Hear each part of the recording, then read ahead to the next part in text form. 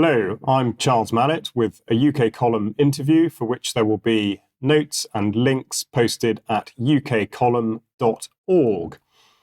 I have with me today Mark Byford, the bowler hat farmer. Now, Mark farms in Suffolk and he's been very outspoken on where our food comes from and how it's produced. Mark, I'm very pleased to welcome you to UK Column. Thank you for joining me.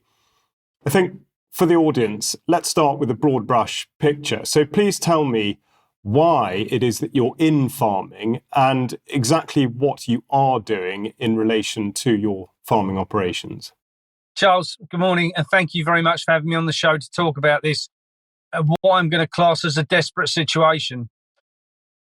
This goes back to when I was 21. I got shown the 2030 agenda and didn't, at that point, Charles, really didn't appreciate how farmers would ever be to the point they wouldn't want to produce any kind of food supplements or anything.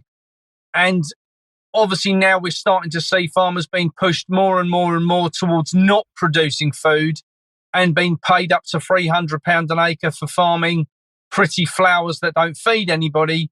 Now I see how the agenda comes together. But for me, down in Suffolk, down in East Anglia, we're pretty well all arable, heavily contained by either grain or sugar beet where we are. I think that's going to have to change considerably over the forthcoming, and I do mean considerably.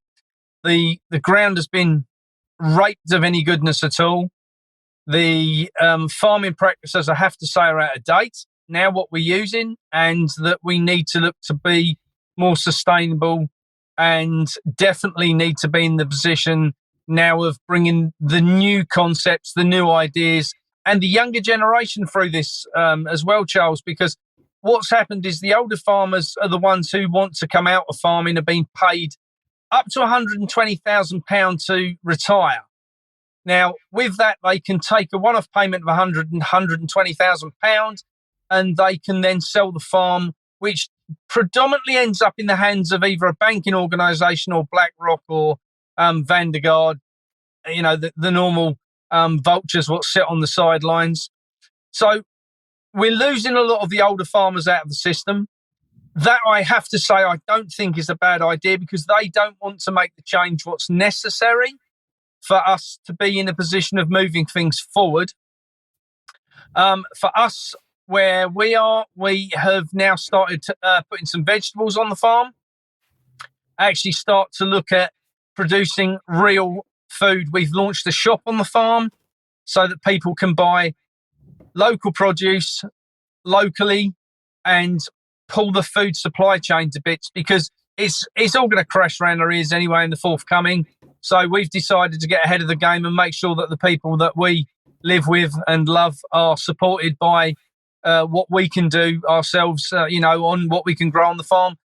From the field to the farm shop is 100 metres, and I think we need to get a lot more farmers to understand that's where the system needs to go. It needs to be more localised, not globalised.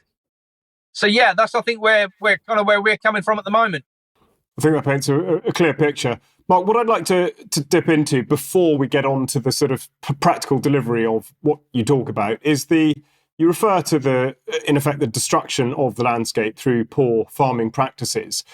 Many of the audience will have an idea of the concept of that, but possibly not the detail.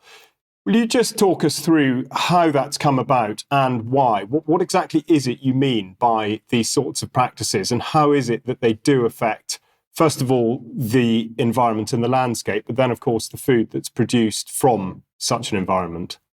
Where we stand at the moment is that for the last 50 years, we've been in the position that we do two main things in farming. We use glyphosate to kill the weeds. We use nitrogen to make things grow. So we had a guy come out the other day to do soil samples and test the land. And the conclusion was that after 50 years of the practices that have been used on the farm, and not just our farm locally, I have to say several were tested, that the soil is completely dead. It has no nutrient in it at all. So we've got to get back to putting organic matter on the ground. We've got to use a lot less glyphosates. The thing is, Charles, that the practices now are so old. 50 years ago when they came up with Roundup, and they GMO'd the seeds to not be affected by the Roundup that they were spraying it on. But obviously, what we have come to realise now is that the glyphosates that are being used are carcinogenic. They build up in the soil. They build up in the grain or the vegetable, whichever it is you're putting it on, and you end up with a real toxic, poisoned food by the time you get it to the table. And that's certainly not what I want for my family. Certainly not what I want for my grandchildren, and my great grandchildren as they come along. We need to be looking at better practices. We've seen a lot of farmers this year put land down to set aside in massive amounts. I kind of two heads on this, Charles, to be honest, because on one head, you're looking at it from the point of it's great to rest the land and it puts natural nitrogen back into the ground. But on the other side, you're looking at it thinking, well, this doesn't feed anybody. And we have to look at the sustainable longevity of this. And where I get frustrated is the fact that we've got people growing fields of flowers and we know we've got an incoming food shortage. And, with what's going on overseas and what's going on in the UK, we are going to have food shortages pending the next 3 to 6 months are going to get real critical. Food prices are going to go through the roof. So I think people have got to start looking now at these practices and how we can better do things in the future. Food shortages, food security, we will come on to. I think we'll go into that in some good depth. But and I appreciate exactly what you're saying. I think you've absolutely hit the nail on the head with the balance between allowing soil, land to recover, but also recognising that it puts the area out of food production for that period. This might be a difficult one to answer, but in terms of time, how long does soil take to recover that's been treated in the way that you described? Say it's had 50 years of being chemically induced, having the routine of being killed off completely and then expecting things to grow up, in effect, under artificial conditions. What period of time, if it's possible to put a figure on it, does it take to recover this sort of land? There's two answers to this. So if you can imagine that the soil which we farm, let's say the top 12 inches, every year we come along and we plough that. So we turn the whole soil upside down.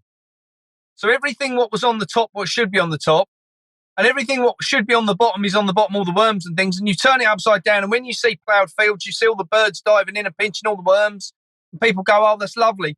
No, it's not, because those worms are desperately needed. So what we need to get farmers to understand is to not till that land. That's a big, big thing, is to just tickle the surface rather than turning it upside down and killing everything, because it takes 12 months for it to regenerate the worms and the natural bugs in the soil, what we need.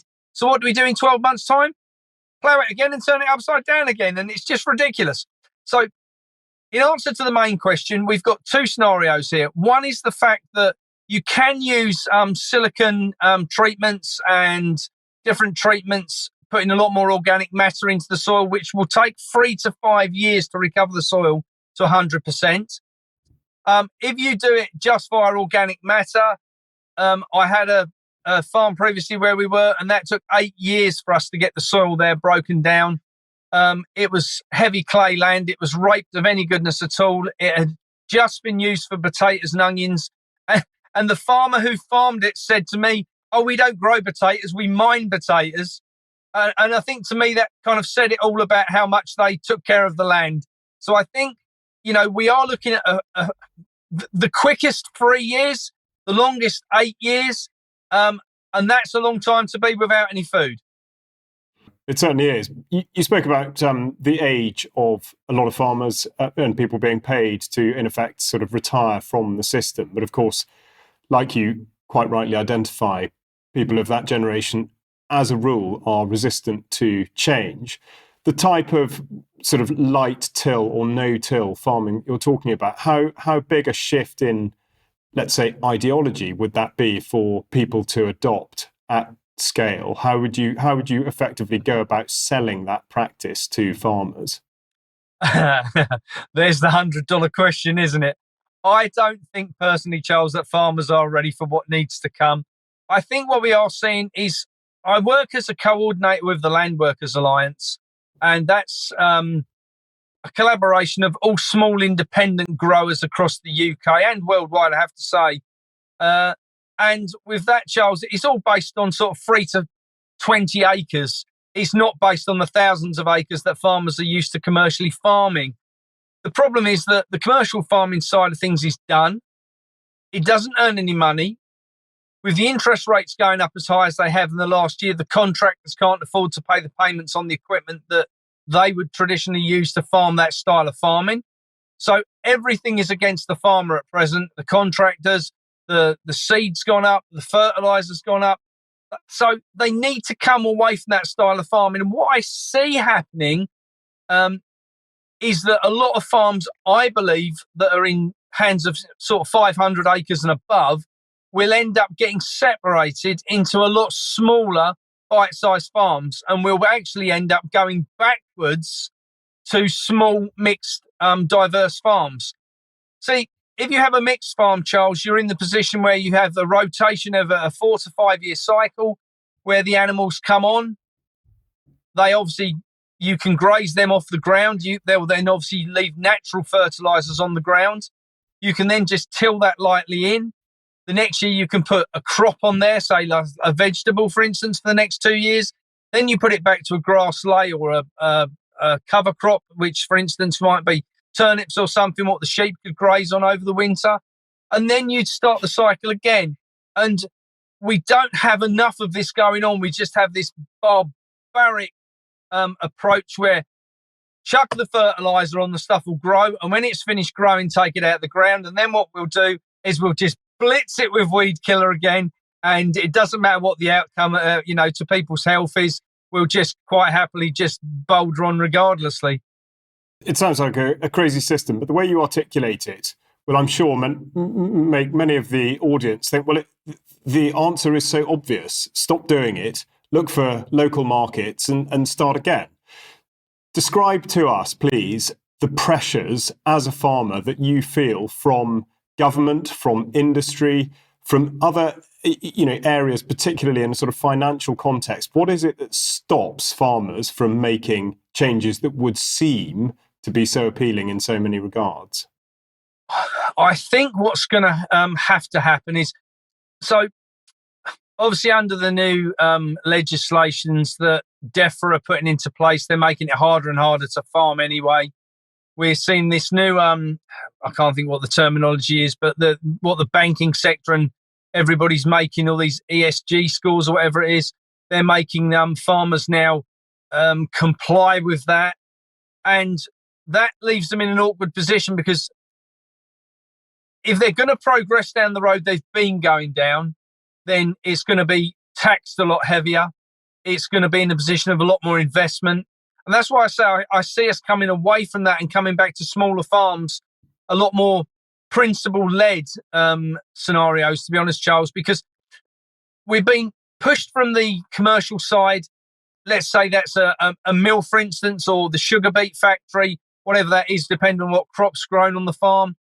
We've been pushed by them now, and the price is being pushed down and down and down.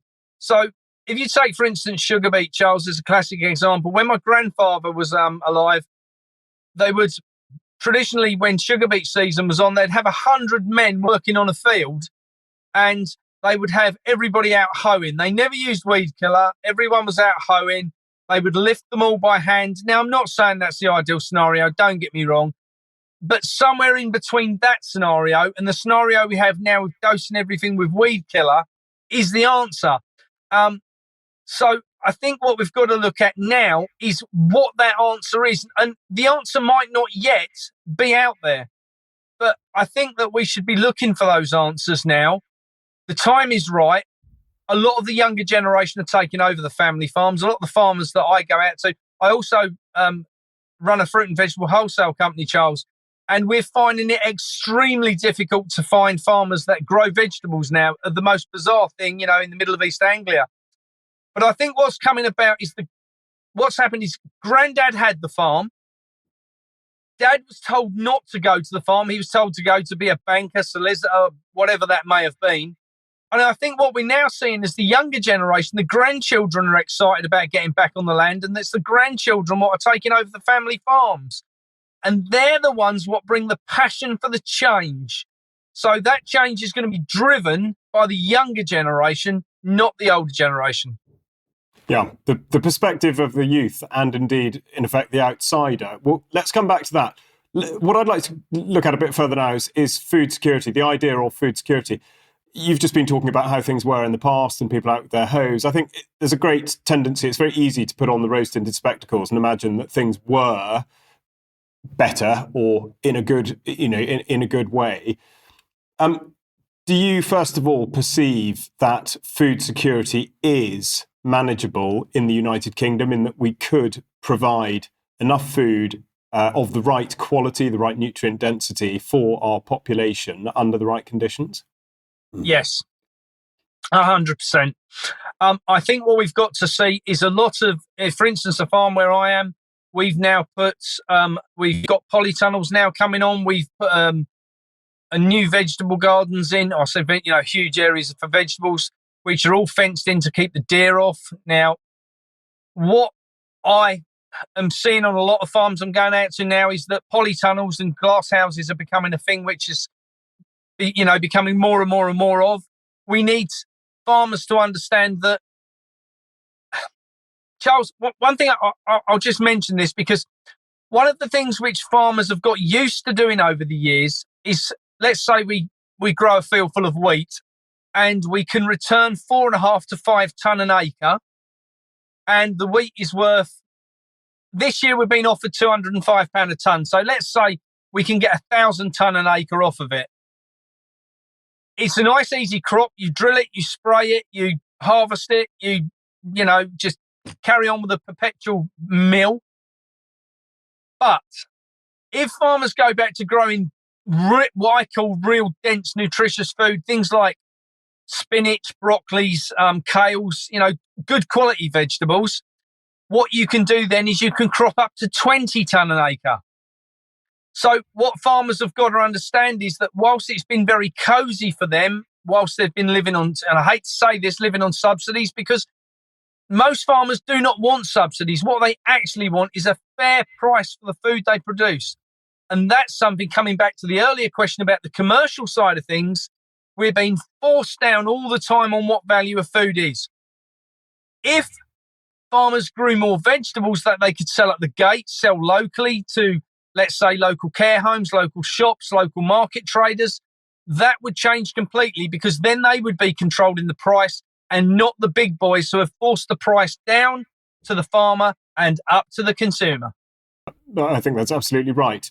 Food security, though, just a little bit further on that. What is it that you see as the chief pressures? You speak with certainty about the food scarcity that's coming. We know that DEFRA has made a raft of changes to what they're calling the sort of nature recovery policy, shall we say, from the start of this year.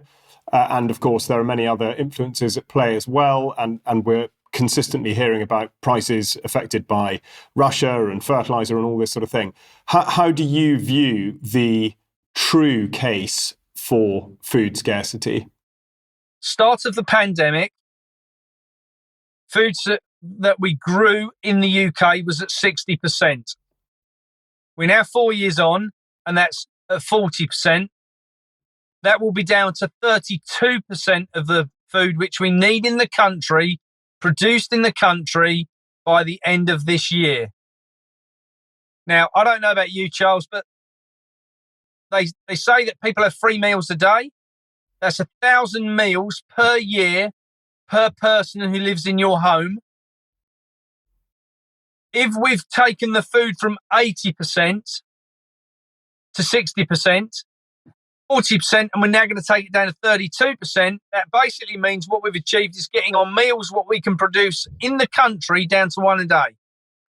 Now, I don't know about you, but if the boats don't turn up and the planes don't come in, which we're allegedly told under the 2030 agenda is likely to happen, then where's the food going to come from? The problem is that, there's people like Bill Gates have all these wonderful ideas of how we're going to produce food in factories, in containers, and I've seen this with so many options we've looked at for the farm. The problem is there's no nutritional value in that food unless you add it to it. But when you start looking at where all the vitamins and minerals that need to go into the liquid to filter through the hydroponic system to feed the plants comes from, it's all got to be flown into the country.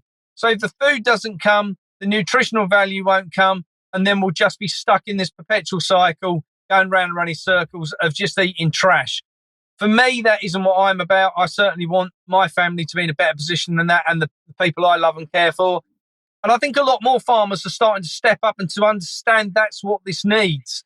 So I think what we're going to see on the security side is some massive challenges. And now, just to give you an idea on this, Charles, we've had rain practically every day for the last 9 months. I genuinely believe it's, manipulated by man. I don't believe that this is natural at all. What I would say on that is that I drove the other day to the carrot farm, which is the main carrot farm that supplies into Sainsbury's. We go in there, into their plant to buy carrots for the wholesale side, and they've got tractors buried in the fields up to their bonnets, what cost, £800,000 a time with the harvest equipment, what are on the back of them. They can't get them out of the fields. They're just so entrenched in the mud. There's two of them that I saw in one field, so someone's got £1.6 million worth of kit tied up in a field that they can't get out. You then think they haven't got on the field to clear last year's crop, so we've had a shortage of carrots coming out of the season. They haven't then got onto the fields to plant next year's crop, so the crop we should be starting in a few weeks' time isn't likely to be available until September, October time. And just to give you an idea on that, Charles, of how bad the situation is on a basic commodity that I believe is one of the given things British farmers have always been good at. Yesterday, I had to buy imported carrots from China because I could not buy any carrots at all from anywhere else in the world. And that, to me, speaks trouble. Yeah, with which I would wholeheartedly agree. In terms of getting out of this situation, I know you have some very well considered and comprehensive views. One thing you have talked about is the youth, and as you say, people coming in with fresh eyes and new ideas. I suppose, set in the context of the intense media and government propaganda that the youth receive, particularly on climate change, how do you see getting the message across to the youth you talk about, and how's that going to affect the way in which they do want to farm? That's an interesting one. They have been completely hoodwinked into this green agenda, I have to say. It's interesting. I won't say the guy's name, but I was at my cousin's farm on the weekend. He was running an open day, and he's got a very sustainable farm he's recently taken on, but it's a council farm. And the guy who was there from the council made the point of saying that they are the largest holder of land in the whole of Suffolk County Council are, and they still hold a large sum of land in council farms. And one thing I've noticed with a lot of the farms locally, we've got quite a few care farms popped up over the past few years. They're great for getting kids involved in farming. And I think what we need to do is if I may use this as an example, please don't take me out of context here, Charles, but just prior to the Second World War, Hitler started the Hitler Youth, and it got all the kids singing on the same song sheet, and they got the kids completely on board with what they wanted to achieve. And that's kind of where we need to get to with farming again. So what we've unfortunately, 50 years ago, we had that. When I started at school, we had a school garden. We grew the vegetables. They ended up in the kitchen. The kitchen then fed us dinner. And we had this cycle. We understood where the vegetables came from. We understood where they went to. We understood that we got them back for dinner. That cycle's broken. People have no idea now. We get children come to the farm here, and you can take them on a tour of the farm. and we're saying this is wheat, and from wheat, we get bread, and from barley we can make daddy's beer, and from sugar beet we can make sugar. And we get to the end of the talk, and we got the teacher saying, "Wow, that's absolutely fantastic what you've told us today. I didn't know half of that." And you think to yourself, well, we're crying out loud, you're supposed to be educating these children. That's worrying. We need to get back to kids absolutely knowing where food comes from. They need to be involved in the production of food, whether that's at home, whether that's, in a flower pot on a windowsill, whether that's on the patio, on a garden, on an allotment, on a small farm, on a big farm. Get kids out there, get them back to knowing what nature's about, and getting them to understand that, Charles, classic example, when I was a kid, I never ever was at home. I went out in the morning before mum got out of bed. I never got home before the street lights come on at night. That was the key. The street light came on, it was time to go home. For me, we'd be out all day. We didn't take anything to eat. We didn't take anything to drink. We knew what we could eat, what was about on the bushes. Simple as that. We knew where the river was to drink from, and we looked after ourselves. And that now is a very different place to where the youth of today are. Unless someone hands them a bottle of water now, they wouldn't even know how to fill it out of a tap. It's a sad situation we've got to get back to. The younger generation is where the power of all this change has to come from. It's got to be consumer-led.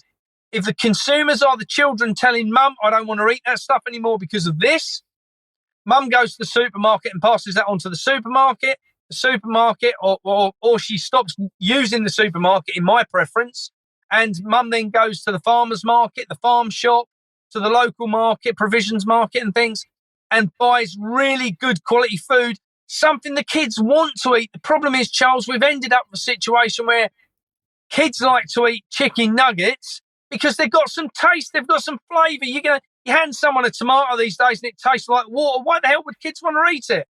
That's what we've got to change. We've got to change that perception. So when kids try a piece of fruit and veg, they go, wow, that's what I want to be eating.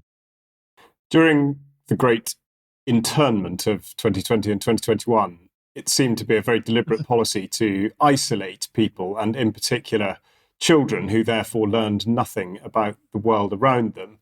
And as we record this interview now, we are seeing the looming of a general election, and one of the things that's been tossed out recently is the idea of a national service, whether in a military or a civic capacity. Do you think, although it hasn't obviously been mentioned, but do you think that were that to go ahead, that there might be a place for agriculture within that sort of concept, that idea? Absolutely, 100%. That is exactly what we need to get back to. We run different schemes locally. I run a CIC as well, which is about involving children, not just children to adults, in farming, food production, food stability, getting them to understand they can grow food at home. And I think, Charles, that would be one of the best things what could happen. I mean, I ran a charity for 8 years, and within the 8 years, the biggest thing we realised that while we ran that was the fact that most of the youth, we concentrated on 16 to 25-year-olds, most of the youth of today are lost. They need some guidance, and nobody better to give them that experience, I don't think, than people with the knowledge. And when people start to realise that food shortages are real and not just something that, some guy in a mad cronky hat, what his great-granddad gave him, came up with, I think they're going to start to realise that the necessity to get on with this learning about agriculture or horticulture, whichever you want to class it as, they're going to need to know rather quickly how to get that going. I would say if anybody at home today, is sitting in the position that they're worried about food stability, two things they can do, Charles, if I may. One would be that they need to go and invest. And I do say invest because this isn't for, you to just play about with. This is for your future. Your absolute point of survival on this planet potentially is to invest in some heritage seeds. Go and look for heritage seeds, not F1. Do not buy anything that's got F1 on it because it means it's been manipulated, messed about, and it's GMO. Don't buy that trash. The other thing would be start stocking up with some food, because the food, when the shortage comes, Charles, we all know The toilet paper scenario, while we all laughed about it, it was very real. The fortunate thing was with the toilet paper, there was still a little bit of food on the shelves. Just on a side note to that I've got a friend who's very high up in Tesco's, and Tesco's, as a named one here because I know that to be the case, now holds 62% less stock in their system than they did 4 years ago. Now, when you look at that, 4 years ago, the stock on the shelves lasted 3 days. If we've got 62% less in the system, that says to me that it's going to run out really quickly. So do not be in the position that when this challenge happens, that you need to be in the stores with all the other people who are desperate to feed their children too. Make sure you've got some provisions at home. Really good practical advice, Mark. I think it's exactly what people are desperately wanting to hear. What can they actually do? Now, let's just go back one. Your point about heritage seeds and F1 GMOs. Would you just go into more detail about that and explain exactly what it is in terms of the growing capabilities, but also the harvesting and being able to reuse seed and effectively the sort of financial control that's implemented by the sale of F1 seeds and why heritage seeds are so important? I mean, I'd be interested to know how much of a problem you perceive this as being in the UK. It's become a very big problem in Africa already. But can you just flesh that out? Because I think it's one of those things, again, that's talked about, but often in a sort of rather vague way, and people don't really understand what it means. Okay, so heritage seeds are seeds that have not been manipulated by anybody. These are just seeds that have come from the plants. I'll give you a great example of this. As I said earlier, I was at my cousin's farm on over the bank holiday weekend, Sunday and Monday, and I took him a tub full of magic beans. Now, the reason they're magic beans, because when I was 5 years old, my granddad gave me some beans, and he said to me, if you look after these, they'll always feed you. I said, okay. So he took me to the vegetable bed and we planted those seeds. And at the end of the harvest, we'd picked all the beans we wanted throughout the season. And I went to pick the last ones off the bushes. And he said, whoa, don't touch them. They're your seeds for next year.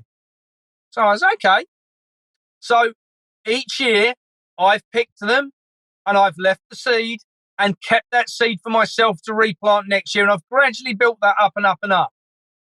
So they're what I deem as heritage seeds that have been handed down from generation to generation. Now, you can buy these. There's lots of companies out there sell heritage seeds. However, and I do say however, because a certain Mr. Gates has been buying up a lot of seed companies, heritage seed companies especially, and the only thing they're doing with them is closing them down. They do not want you to have heritage seeds because heritage seeds offer you freedom and independence. So you get a really good crop off a heritage seed. They're very resistant to bacteria, funguses, pests. They don't generally have those problems because they've dealt with that over hundreds and hundreds of years of growing. Now, spin that coin to the next one, which is F1. So F1, you can take, for instance, you can take a pumpkin seed and you can change its DNA to make it come back next year as a butternut squash. Okay? The seed looks the same. You can sow that. It'll come up this year out of the packet with F1 written on it. It'll come up from the soil as a butternut squash because that's what it says on the label. Now, where I kept my seed year after year after year, and I got runner beans from runner beans from runner beans from runner beans, 55 years worth of runner beans. The problem with the F1 is when you come to plant the seed you've saved, it will go back to whatever it was originally. So when you see these packets of beautiful purple tomatoes and, bright blue tomatoes and black tomatoes and things, when you actually grow them, they will come up out like that. But that's GMO. That's terrible stuff. Now, what you'll end up with next year is either red or yellow tomatoes if you save that seed. If they grow at all, and that's the other side of this, Charles, a lot of this stuff is bred not to reproduce. And that's what's happened in Africa. My partner is Nigerian, And some of the things what she tells me about things what have gone on out there for the last few years with seed production and seed manipulation, how they've changed things. From our side now, Charles, 100 years ago, when great granddad had one of the farms, we would cut the corn, save the grain, and next year we would use part of that grain to sow the seed again. Now that doesn't happen. Now what we do is we send all of the grain we produce out, and then we have seed delivered back in, which is treated, which is GMO'd, which is messed about with, and then we set that. Even if we kept the seed, it wouldn't do any damn good. It's been so played with, so manipulated, and all of these things, what they do to change this seed, to twist this seed, is playing about with its DNA. One of the reasons now that people are so allergic to wheat, and people say, oh, I'm gluten-free, I'm gluten intolerant. You're not. What you're actually allergic to 99% of the time is the fact that the protein in the wheat has been changed because its DNA's been changed. So the protein spikes a lot higher, so your body can't deal with the amount of protein in the wheat. Therefore, it gives you the reaction, and the reaction is very similar to gluten. And that's why doctors say, oh, you're gluten intolerant. No, you're not. I guarantee you, if you was to eat a really good grain that makes a really good flour, that makes a really good loaf of bread, you will not be intolerant. Very well articulated, Mark. Thank you very much for that. I think it's exactly the detail that people require on this, and it needs to be laid alongside the fact that if you walk into a supermarket, that is what you will be walking out with, those sorts of foods. And I think that is a message that cannot be overstated. I think it's also worth noting that this government, of course, brought in the Precision Breeding Act with the assistance, the declared assistance of the National Farmers Union. So that gives a very good indication as to the sort of support, in effect, that farmers are getting. Now, I don't want to send everybody into the sort of pits of despair, because you have alluded to the fact that you have a farm shop, that you're bringing on your horticultural side of things, and you are in a growing minority of people who have a solution of practical delivery involving the community. Now, please talk us through how that works, how people can get hold of this and start to do it for themselves, engaging with people that own sort of small parcels of land. What I'm going to go on to, Charles, from this is I work very heavily and very closely with Catherine McBean from the People's Food and Farming Alliance. I'm one of the advisors to them. We've been looking at the best way which we could deliver this across the UK, and I put up a video on social media about a month ago, which went out to 1.2 million people, and then promptly got banned about 3 days later when I think it had got a bit too much coverage. And it was just talking about food hubs and food stability. Now, I don't know if you're familiar with the food hub scenario, Charles. The principle is that, let's say we have a barn on the farm which isn't being used, and we grow some vegetables on the farm. We encourage other farmers, like I've been doing locally, to grow vegetables. Local producers of things, local manufacturers of food, but small manufacturers, people who still care what's in it. And I'll give you an example of this. I've been looking for bread to put in the farm shop, and I came across a lovely couple what baked bread, and I said, I wonder if you could just talk me through the ingredients label, because it's only got 4 things in it. And she said, that's all it should have in it, darling. It should only have water, yeast, salt, and flour. It doesn't need anything else. But when I go to Tesco's and I pick a loaf of bread up, it has like 47 ingredients.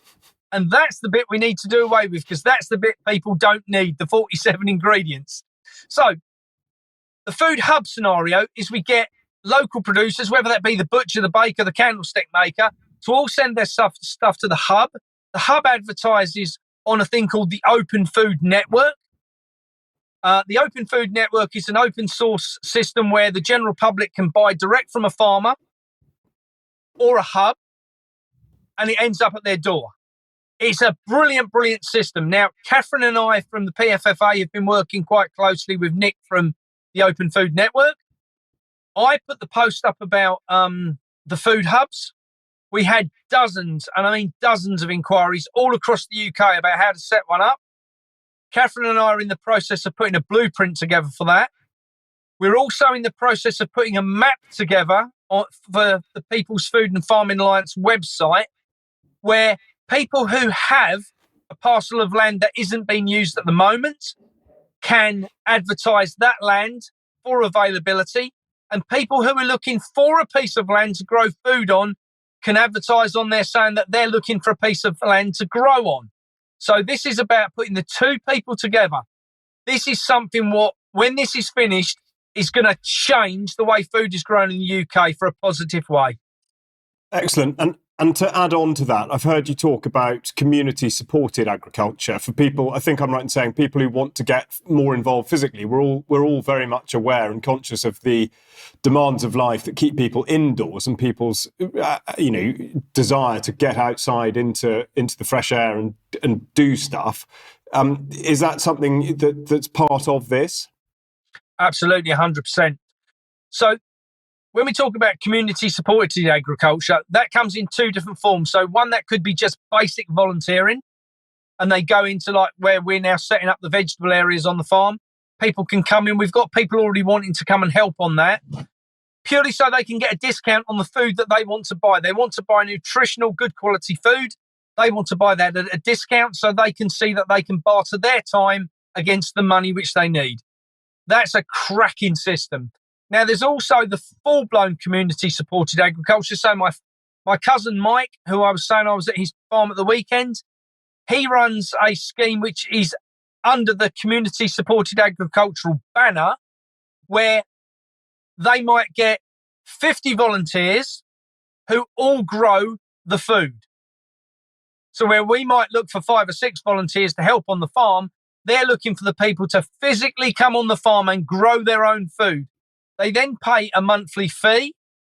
They work on a 26-week a year rota where they will aim to fill a veg box each week for 26 weeks at, let's say, a value of £25 to £30. And you commit to coming on the farm 2 to 3 hours a week to assist in making sure that that food is there, not only for yourself, but for the other members of the farm and the group. That works brilliantly. I've seen it in different parts of the UK work. It's massive across America. That's something that I could see could easily sweep across the UK. Within 12 months, that could change the way that farming is done. Really does sound like it can, and that's beholden on all of us to get that message out. We'll deal with links to that towards the end of the interview, so I won't get sort of bogged down in that now. On the one hand, of course, we talk about being outside and getting in amongst it, and then on the other hand, we see what seem to be very determined efforts by the government either to control what they're calling our access to nature, or indeed suggesting that it's hazardous to go to these places due to biosecurity. And of course, now, in particular, the looming spectre of bird flu. What's your take on that and the biosecurity agenda? Oh, dear. Charles, I love this one. Right, I'll tell you what I honestly think. I think it's all baloney.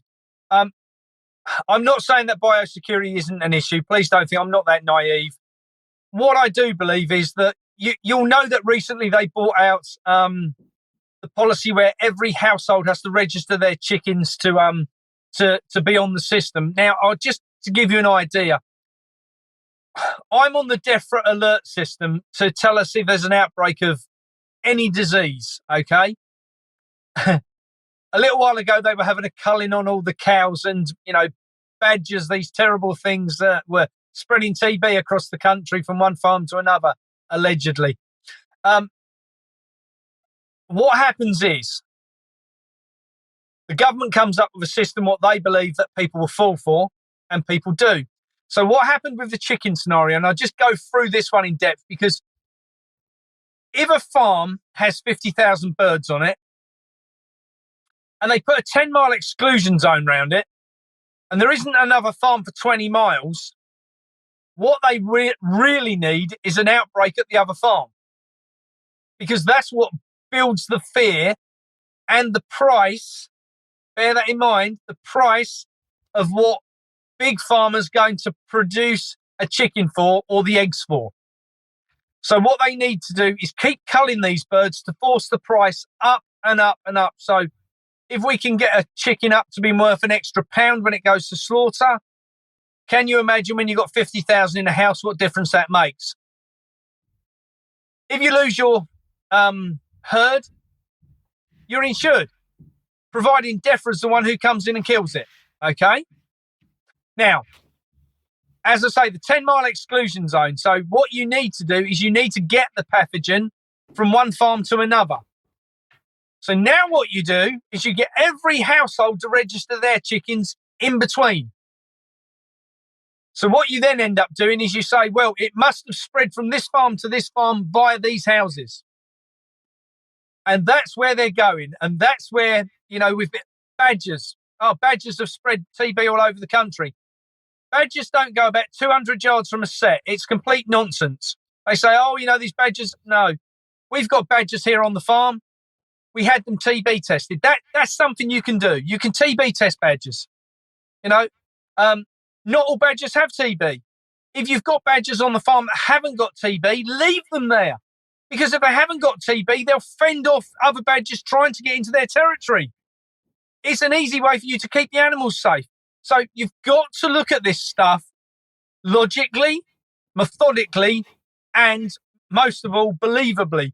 Because that's the problem what we've ended up with all of this is that, 105,000 people are registered on the system for the alerts from DEFRA.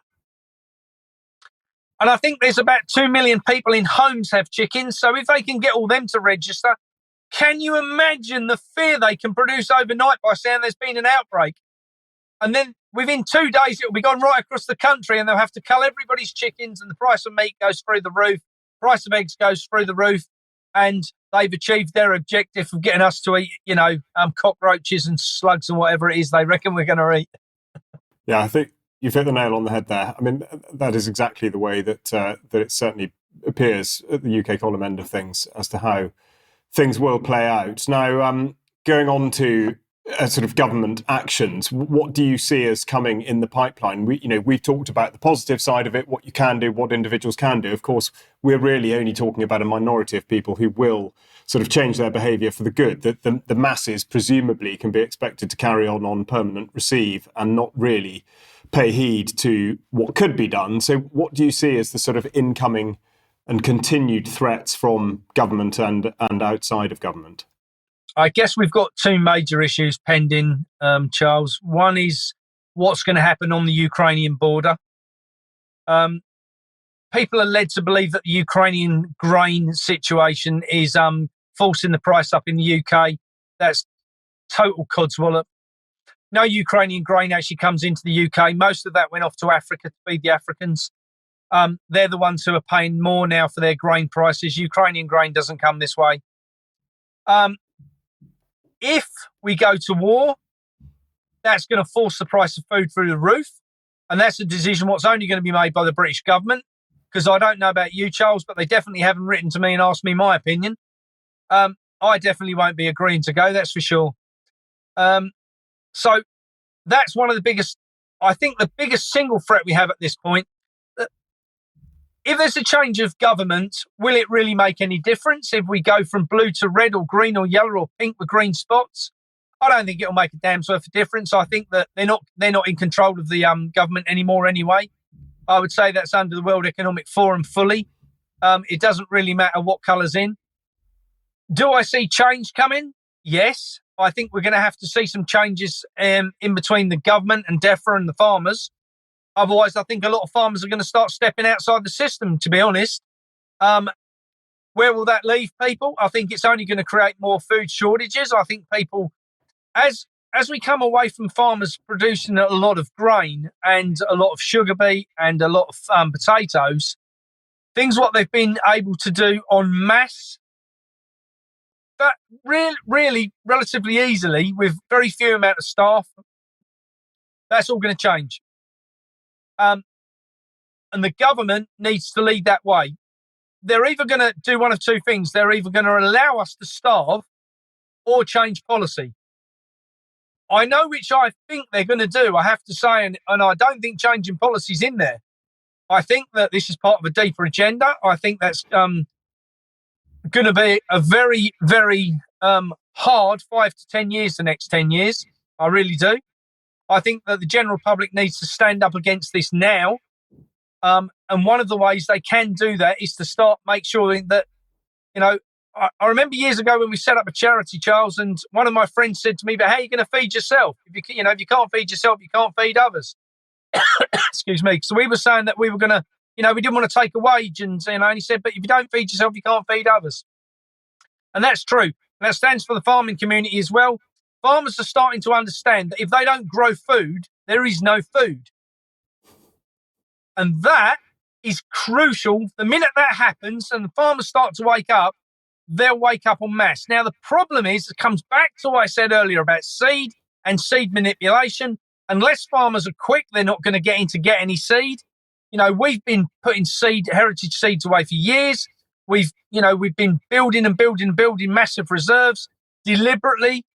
Have we got enough to fill the whole farm? No, of course we haven't. Yes, hundreds of acres here, but what we have got enough to do is certainly to feed ourselves and feed the local area, and to make a big impact in the amount of food what will not be available through the food supply chain if it continues the way it is. Yeah, I think you make a very good point, added to which, of course, we know that supermarkets are running much leaner on stock, like you've just been talking about. And not just that, but they operate at very, very small margins on the individual products. So in actual fact, although they do have an awful amount of control, they are also at the same time very vulnerable. And therefore, moving away from them, even if it's only incremental at the start, could and should make a significant difference, which leads me into the next question, which is, I've heard you talk about your 5 a day, but yours is slightly different and is essentially to do with sort of, strengthening your own position in moving away from the control system. Just talk us through that. Absolutely. Strive for 5. So Strive for 5 is not about having your 5 a day vegetables. That can be one of them, don't get me wrong. This is about doing 5 things a day that take you away from the system and away from the power, the control the system has over you. So we've been looking at different things that we could do. So we've now banned ourselves going from supermarkets, and I talk about this from the fruit and veg wholesale side. We used to spend £2,000 a month on fuel from Tesco's.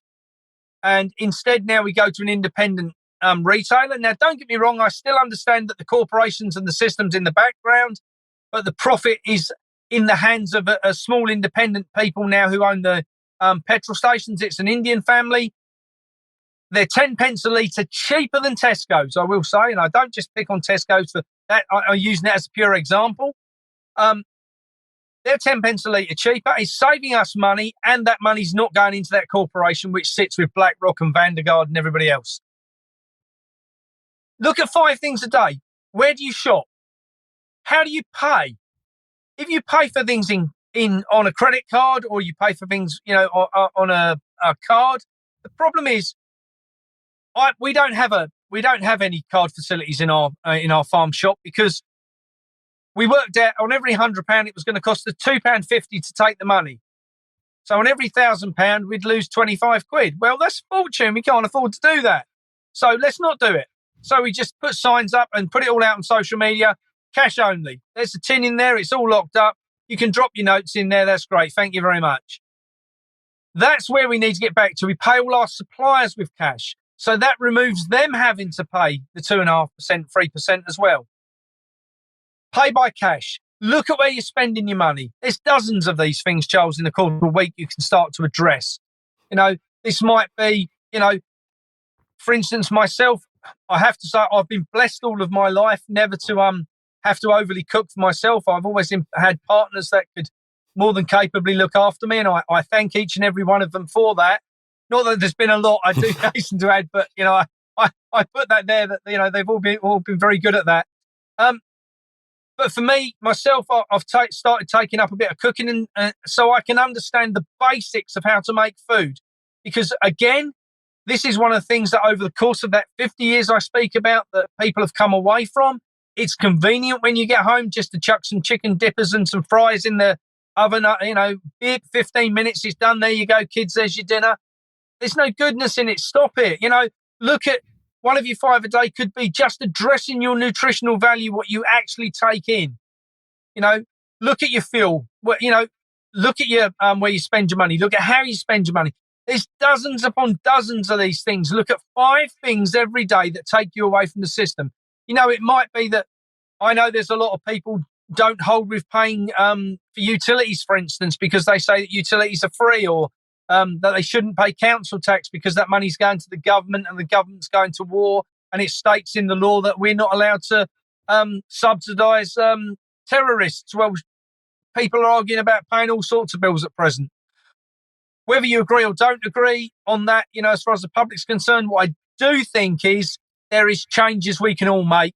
And those 5 things a day, I'll just go through this, Charles. You imagine if everybody just did one a day and we could get the whole country not to shop their food shop in Tesco's, Sainsbury's, Aldi, Lidl, whoever it might be, whichever one of the big ones it is, if we could just take away that and just take that away, the fuel, take it away, put it back in the hand of independent traders, that to me would be gold.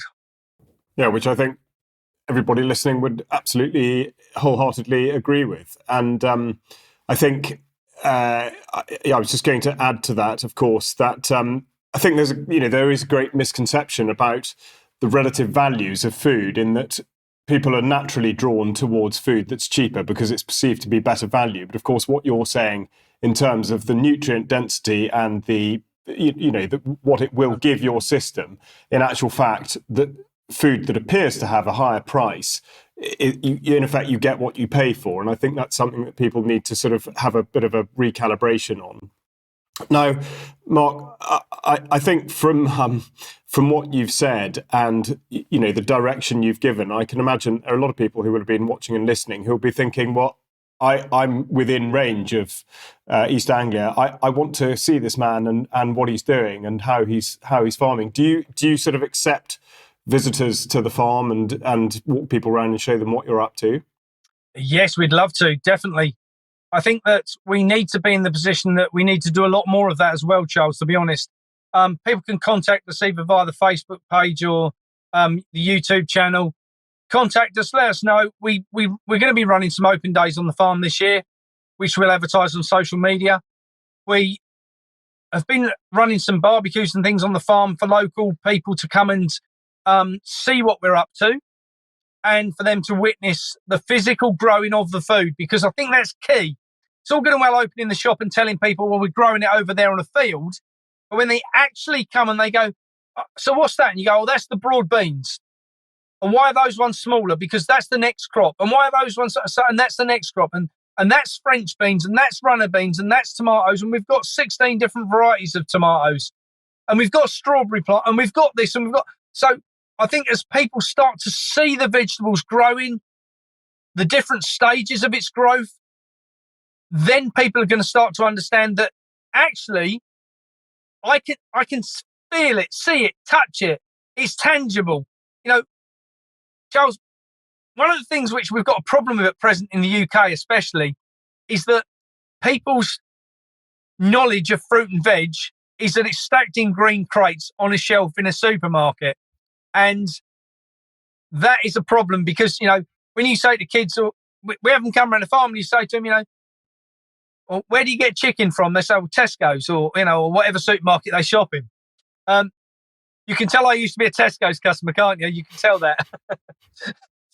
So, but, the kids, when they go to school, they're not taught this stuff again. And, parents now, because of the convenience of food, the kids walk around, most parents wouldn't know what to do with half the fruit and veg on the shelf anyway. That's one of the big, and that's probably becoming worse and worse and worse. I don't know if you saw the paper from Sainsbury's did a paper about 2030 and how we will change the face of farming. Sainsbury's have basically said we do not need any farmers by 2030. Everything will be grown in factories, in hydroponics. The meat will be either lab grown or based on a jellyfish, which can be manipulated and changed to look like meat. Or we're going to be blessed by the fact they're going to allow us to even grow meat at home. I mean, can you just get excited about that? Imagine opening your birthday comes and and you open a present and it's a big lump of steak. Well, it's not, but if you drop some water on it, it'll turn into a big steak over the course of a couple of weeks. Not for me, thank you. And I think anyone who's listened to this interview will be leaping up out of their chair, ready to go out and make some sort of advancement into their own circumstances or improving their own circumstances. So we'll wind up now, but before we do, let's just go through a bit of a recap as to where people can go to look at the open food network and the community supported agriculture. Where should people actually go to start looking at this? Charles, I've got to be honest, I don't know none of the website links off the top of my head. What I will say is if they Google any of these or whatever search engine they use, the Open Food Network is always top of the list. Community supported agriculture, the Land Workers Alliance, they all give different options. And as well, the PFFA, the People's Food and Farming Alliance, that's a big one, what I'm getting involved more and more heavily with. I'll just say that if people want to support the work we're doing, that there is a donation button on the People's Food and Farming Alliance page. So what I see people needing to do is go to those sites particularly. Find me on social media under the Bowler Hat Farmer or the ARC Project on Facebook. That's the actual project themselves. We've got a 16-acre site we're now starting to develop as well, which is a site which has been gifted to us to use on a long-term basis. We're going to turn that into a sustainable farm where we're going to keep some animals as well. I'm excited about that one because that's going to give us, I'm hoping we're going to be able to have some cows on that site so we can have our own dairy as well. That will be exciting. Excellent, Mark. Yes, indeed. A very exciting future, not just for you and your projects, but also I think for everybody who's been listening in. So much food for thought, if you will. But it's been a pleasure to have you on. And I'd just like to say at this point that on the UK column front, if you are in a position to support us financially, which is only a £5 a month membership or indeed a donation, then it does help us to bring interviews like this to you. So please do consider that if you're not already doing so. As I said at the beginning, there'll be notes and links to Mark's insights at the posted with this interview at ukcolumn.org.